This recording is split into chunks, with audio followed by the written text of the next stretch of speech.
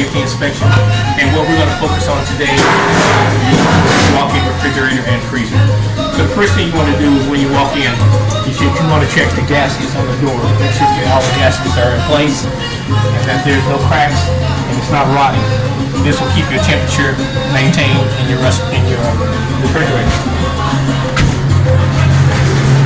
Alright, so when you walk in, you want to observe to make sure it's nice and clean. So what I've observed so far is that they're storing food on the floor. It's probably from a delivery, but it should be taken off the floor immediately as soon as they can. Next we walk over here and we notice that we have seafood, right? And where he stacked it raw meat on top of vegetables, which will cause a cross-contamination issue. That needs to be addressed. So in the freezer, in the refrigerator portion of it, you want to make sure that everything is at least 41 degrees. So what we use is an infrared thermometer to check the surface temperature. If the surface temperature is 41 degrees or colder, that means the internal temperature is correct. So we're going to check here on something that they've already got a label here, and we're looking at 37.8 or 36 degrees. That means that the internal temperature is going to be colder. So we're going to check another item here. We're going to check the protein. And here we're going to check some chicken. So we check the chicken, it's 35.4. That means the internal temperature is going to be colder than 41. So we're good to go. Okay. So we want to make sure that when we stack food, that we stack cooked food, and then in this case, this is where all the meat is. This is their seafood here.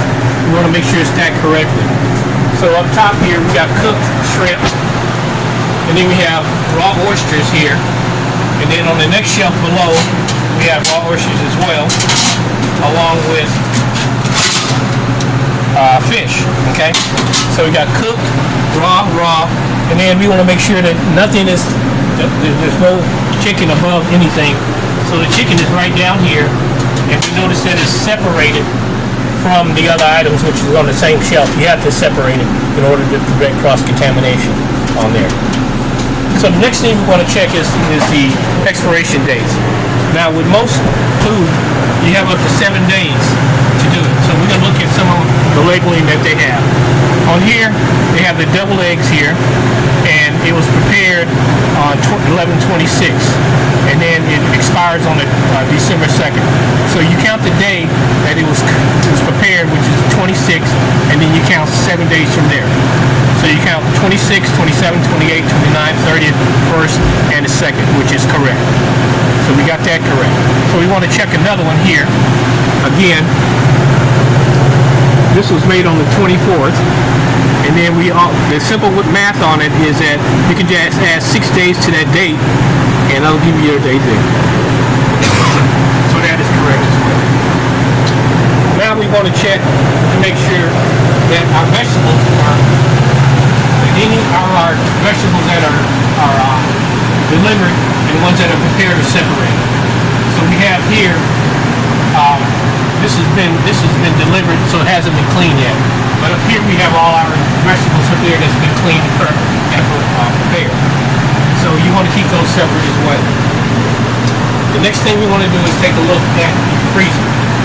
Now with the freezer, you want to make sure that everything is frozen. There's no particular temperature, but it's usually 10 degrees below. So we're going to check it with our thermometer here.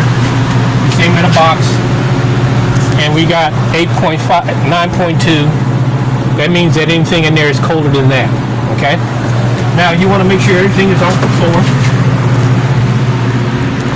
and then you want to check the freezer to make sure that the fans are not dripping condensation and causing ice, which we can see here in this area here.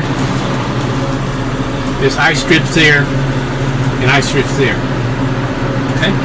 Then you want to make sure the floor is nice and clean. There's no debris on the floor. We got some debris down here, some old crab legs. And then you want to make sure that all the lighting is correct, is on. And then you want to make sure that, again, your freezer door gasket is good, and you want to make sure that it closes by itself properly without you having to push. And the same. Okay, that concludes our our assessment of the walk-in refrigerator. Stay tuned for other episodes within the restaurant.